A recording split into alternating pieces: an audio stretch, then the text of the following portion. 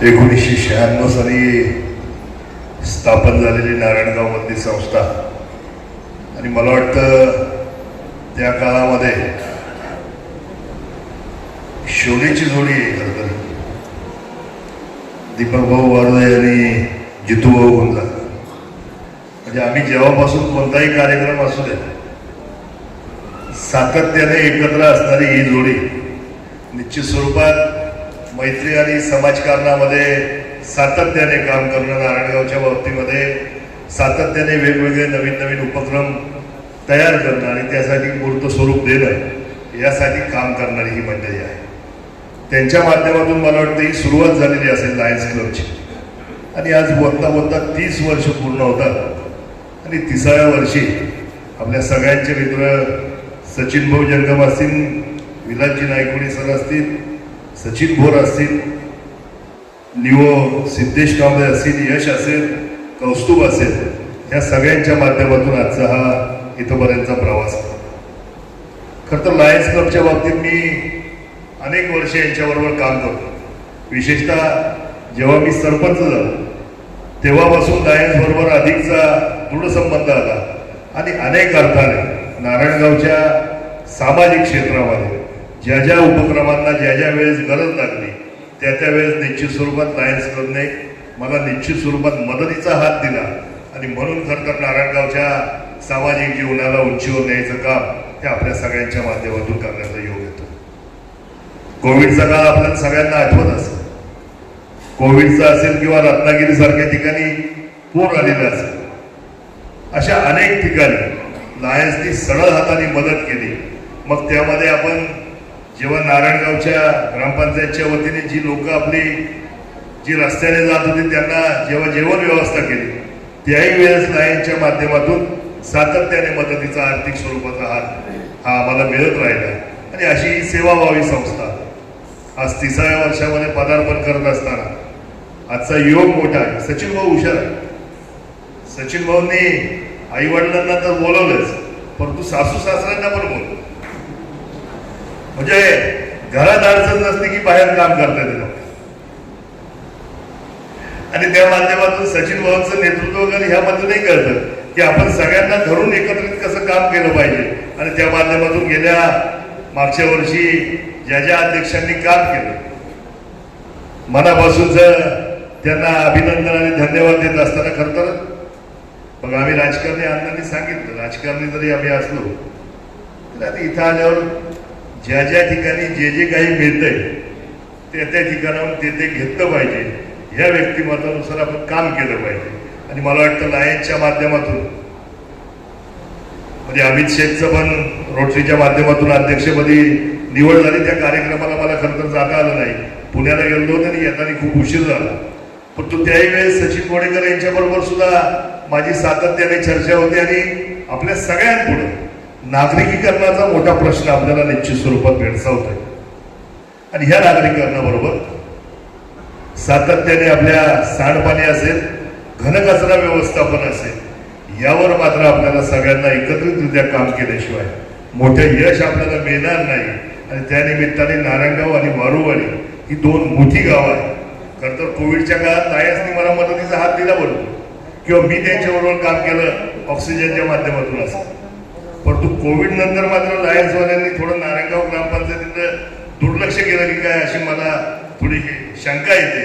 परंतु इथून पुढे मात्र आपण सगळ्यांनी हे सांगायचा उद्देश एवढाच आहे की नारायणगाव आणि वारुवाडी इथं जवळजवळ 70 ते 75 हजार लोकवस्ती राहते आणि मला वाटतं तालुक्यामध्ये एवढी मोठी घनता असलेली दोन गावं ही अत्यंत जवळच्या ठिकाणी की कुठेच नसतील.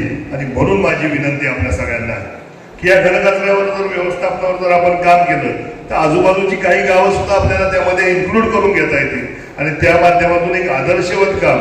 मी सकाळी पण शिरीष भाऊची मला वाटतं या विषयावर चर्चा शिरीष भाऊंनी पण एक त्यांचा मेवणाच होते मेवणेच होते ते ह्या क्षेत्रामध्ये काम करतात आणि काही नवीन संकल्पना घेऊन त्यांनी सुद्धा माझ्यासमोर मांडली.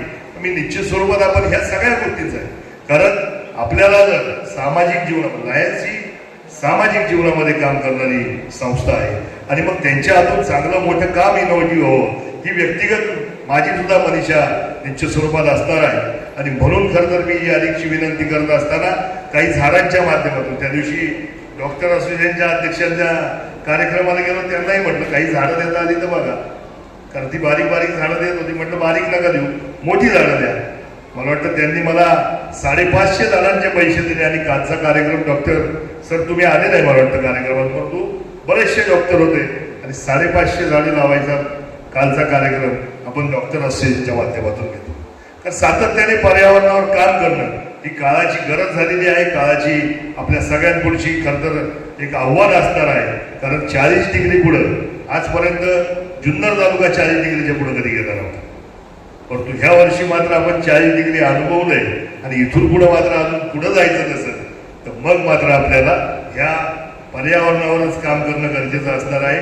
पुन्हा एकदा सचिन भाऊ आणि त्यांच्या टीमला मनापासूनच्या शुभेच्छा व्यक्त करत असताना त्यांच्या हातून असंच मोठं काम उभं राहून खरं तर यामध्ये अनेक लोक एन्व्हायरमेंटमध्ये किंवा कॅन्सर सारख्या ठिकाणी सुद्धा डॉक्टर राऊत आपले काम करणार आहे. आणि व्हिजनमध्ये खरं तर माझा मित्र विकास भाऊ दरेकर सातत्याने शेती क्षेत्रामध्ये अनेक वर्ष काम केले.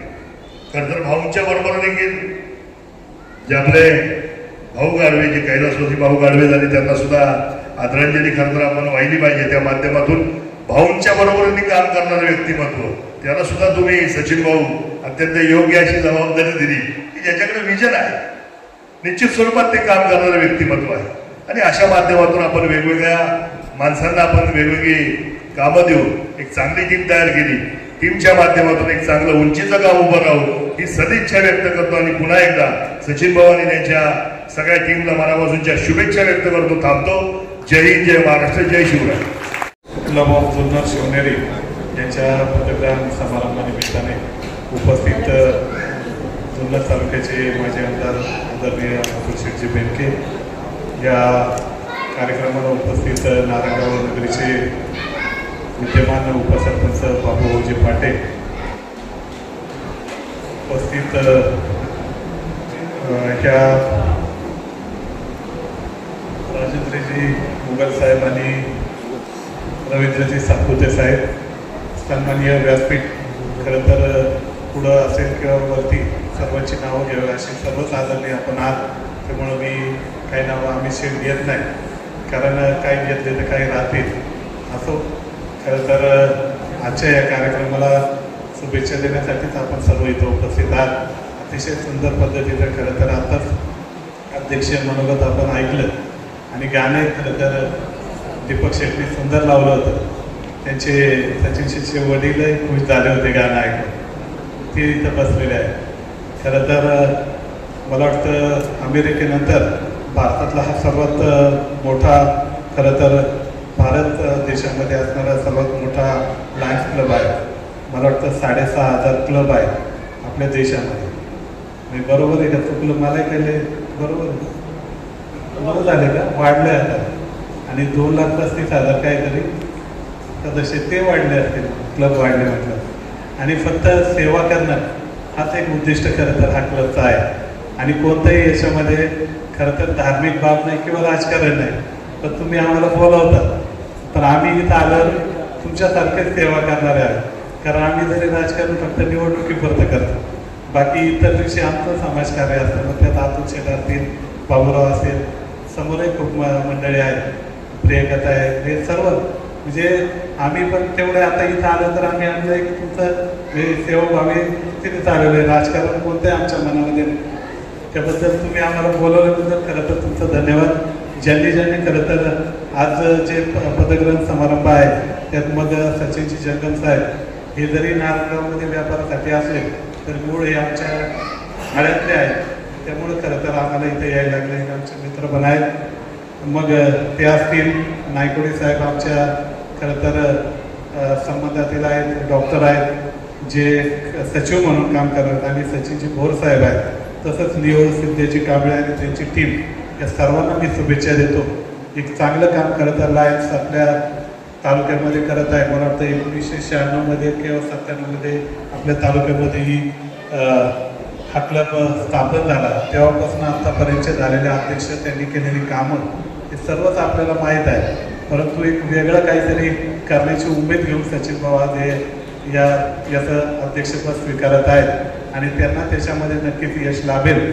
कारण एक काम करण्याची जेव्हा इच्छा असते त्यांनी मागाशी बरेच तुमचे 12 मला वाटतं काहीतरी कमिट्या आहेत आणि त्याच्याबरोबर 23-24 अध्यक्ष तुम्हाला सोबतीला आहेत ती लोक मग जे तुषारसारखे अशी खूप सारे मंडळी तुमच्या सोबतीला आहेत. त्यामुळं चांगलंच काम आपल्याकडून घडेल. मी पुन्हा एकदा ज्यांना पद मिळते त्या सर्वांना शुभेच्छा देतो आणि थांबतो. जय महाराष्ट्र, जय शिवराय. नागरिक सरपंचाचा नाव माहीत नाही पण अतिशय चांगलं त्यांनी आपलं मनोगत व्यक्त केलं. काळाची गरज आहे. उपस्थित सर्व तुम्ही आता ते जावं आहेत म्हणल्यावर तुम्ही मुली आहे का नाही, इतक्या मुली कोणाला आहेत तर अतिशय लाडके जावं सचिन भाऊ. आमचं गाव फार लांब आहे वळी पण कन्या फार्मसी झाल्यामुळं त्याला आमतीला देण्याचा योग आला. प्रति वाचतील तशी परिस्थिती नव्हती आमची. मला नोकरी नाही, धंदा थोडासा होता पण पूजा अर्चा हा आमचा जन्मजात व्यवसाय. हे भिक्षुकी पूजा अर्चा वडिलोपाची. आमचे 3 भाऊ सिनियर कॉलेज प्राध्यापक आहेत. एक आलेत, एक एक्सपायर झाले, एक पुण्याला आहेत. सर्व एज्युकेशनमध्ये सर्व फॅमिली. मीच फक्त घरी होतो. घरी असून मुलीला फार्मसी शिकवायचा योग आला. 12वी पास झाली. आर्थिक परिस्थिती नव्हती. 50,000 रुपये डोनेशन भरायचं. थोडं पाठवले 10-15 हजार शिल्लक होते. केव्हा त्यांनी एवढी केली. अक्षरशः मेकअप संस्थेचं 30,000 रुपये कर्ज घेतलं आणि तिला फार्मसीला बसवलं. महिन्याला थोडा 4-5 हजार खर्च कष्टातून तिला शिकवलं. आणि दुसऱ्या वर्षी ॲडमिशन घेतल्यानंतर आमचे युवा आहेत. आमच्या धाकट्या बाबाचे सासरे पाबळ, इकडे आमचे पाहुणे आहेत बरेच पाबळचे. वसंत सायकल मार्टमध्ये त्यांच्या आता मोठं स्पीकर सेट आहे. त्यांच्या वडिलांनी आमच्या बंधूच्या सासऱ्यांनी आणि विजय जंगम आमचे युवा आहेत. त्यांनी माझ्याकडे म्हणजे तुमची मुलगी आमच्याकडे द्या. म्हटलं फार लांब आहे. आमची बायको तयारच नव्हती. मी एकटा बघायला आलो होतो. जास्त माणसं नेण्यासारखी परिस्थिती नव्हती त्यावेळेला. आपल्याला अर्ध तिकीट बी नव्हतं त्यावेळेला. आता अर्ध झाले मी महिन्यात नाही तरी येत. तर त्यावेळेला आलो, घर बघितलं. अक्षरशः युवा आणि त्यांचे भाऊ एका घरात राहत होते. कुटुंब 2. एका घरात राहण्याला हरकत नाही. एकत्र कुटुंब हरकत नाही. मुलगा इथं कवडे डॉक्टरांच्याकडे नारायणगावले होते. बघून गेलो सगळं. घरी गेलो. चौकात घर असल्यामुळं सर्व प्रकारची माणसं येता जाता बसायला यायची. आणि संस्कार पाहिजे, सगळ्याशी संबंध पाहिजे, सगळ्याशी बोललं पाहिजे, बसलं पाहिजे. नंतर परिस्थितीला करायचे का. ही माणसं बरी वाटली मला. चौकात बसते, 4 माणसं यांच्या येते, गप्पा गोष्टी करते. म्हणजे समाजात एक मिसळणारं घर. आपण काही मुलगी द्यायला हरकत नाही. एवढ्या एका मुद्द्यावर काही न बघता जमल तसं मी लग्न करून दिलं आणि आज सुखात आनंदात संसार आहे. मुलगा आहे, मुलगी आहे. आज अध्यक्ष व्हायचं मला मागच्या महिन्यात त्यांचा फोन आला. ती म्हणले असं लायन्स क्लबला अध्यक्ष होतोय ना, आनंद आहे. आता तिने मगाशी एक नाव सांगितलं धाकट्या जावयाचं 2 वर्षापूर्वी एक्सपायर झाले. ती सुद्धा माझी मुलगी BA आहे. आमचं सर्व कुटुंब शिक्षणात. माझे एक भाऊ विद्यापीठ पडतात शिवाजी विद्यापीठात आझाद कॉलेजला BA प्रथम आले. 6 जिल्ह्यात त्यांचा सत्कार झाला होता. अशी सगळी फॅमिली आहे आणि जास्त श्रीमंत नाही आम्ही पण आपलं कष्ट करून खातो आणि आनंदात आहे. जावयांचा फार अभिमान वाटतो, मुलीचा वाटतो. कधी कुठली तक्रार तिची आली नाही, सासूची आली नाही, तिची आली नाही. असता त्यामुळं महिन्या 2 महिन्यानं आम्ही प्रिय येतो नवरा बायको, आनंदात येतो. असो तुमच्या क्लबच्या अध्यक्ष माध्यमातून त्यांच्याकडून चांगले कार्य व्हावं. तुमच्या सर्वांचं सहकार्य आणि तुमच्या सर्व कार्याला माझ्या शुभेच्छा आहेत. तुमचे जे उपक्रम आहेत ते मागाशी ऐकले, अतिशय समाजसेवेचे उपक्रम आहेत. काही इतर शैक्षणिक आहेत, आरोग्याचे आहेत, गोरगरिबांना औषधोपचार मदत आहे, कोरोना मदत. तेव्हा तुमच्या सर्व कार्याला माझ्याकडून आज बोलण्या पिलाची म्हणून आमचे स्वामी बंधू म्हणून एक लायन्स क्लबला 5,001 रुपये मी देणार आहे. तेव्हा तुम्ही स्वीकार करावा. तुमच्या कुठल्याही कार्याला चांगल्या ते वापरावे आणि वापरले जातील अशी माझी पूर्ण खात्री आहे. एवढं देऊन आमच्या स्वामी परिवारातर्फे एक सर आमच्या धाकटे बंधू प्राध्यापक श्री शैलेश स्वामी हे नैवडी कॉलेजला उपप्राचार्य होते, इकॉनॉमिक्सचा त्यांचा विषय आहे. त्यांनी आम्ही परिवर्तन जावयांना छोटीशी भेट देतो आणि लॉयन्स क्लबला सांगितल्याप्रमाणे उद्या 5,001 रुपये देतो. त्याचा तुम्ही आनंदाने स्वीकार करा.